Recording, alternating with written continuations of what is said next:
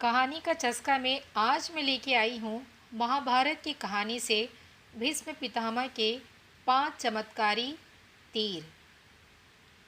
यह बात उस समय की है जब कुरुक्षेत्र में कौरवों और पांडवों के बीच युद्ध चल रहा था।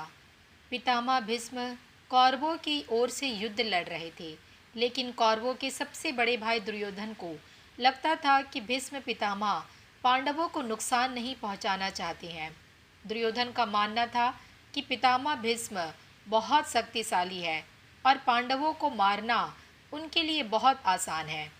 इसी सोच में डूबा दुर्योधन भीष्म पितामह के पास पहुंचा। दुर्योधन ने पितामह से कहा कि आप पांडवों को मारना नहीं चाहते, इसलिए आप किसी शक्तिशाली हथियार का इस्तेमाल नहीं कर रहे हैं।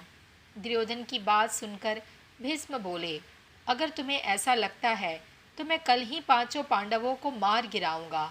मेरे पास 5 चमत्कारी तीर हैं, जिनका उपयोग मैं कल युद्ध में करूंगा।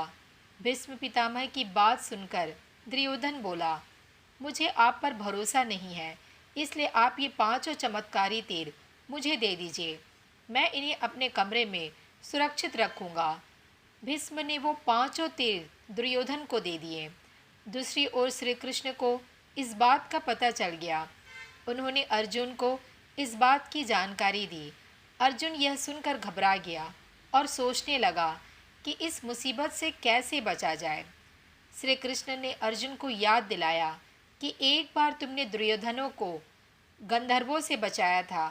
तब दुर्योधन ने तुमसे कहा था कि इस एहसान के बदले तुम भविष्य में मुझसे कुछ भी मांग सकते हो। यह सही समय है, तुम दुर्योधन से वो 5 चमत्कारी तीर मांग लाओ। इसी तरह तुम्हारी और तुम्हारे भाइयों की जान बच सकती है। अर्जुन को श्री कृष्ण की सलाह बिल्कुल सही लगी। उसे दुर्योधन का दिया वचन याद आ गया। ऐसा कहा जाता है कि उस समय सब अपने दिए गए वचन जरूर निभाते थे। वचन तोड़ना नियम के खिलाफ माना जाता था। अर्जुन ने जब दुर्योधन को उसका दिया वचन याद दिलाया और 5 तीर मांगे तो दुर्योधन मना नहीं कर सका। दुर्योधन ने अपना वचन निभाया और वो तीर अर्जुन को दे दिए। इस तरह श्री कृष्ण ने अपने भक्त पांडवों की रक्षा की।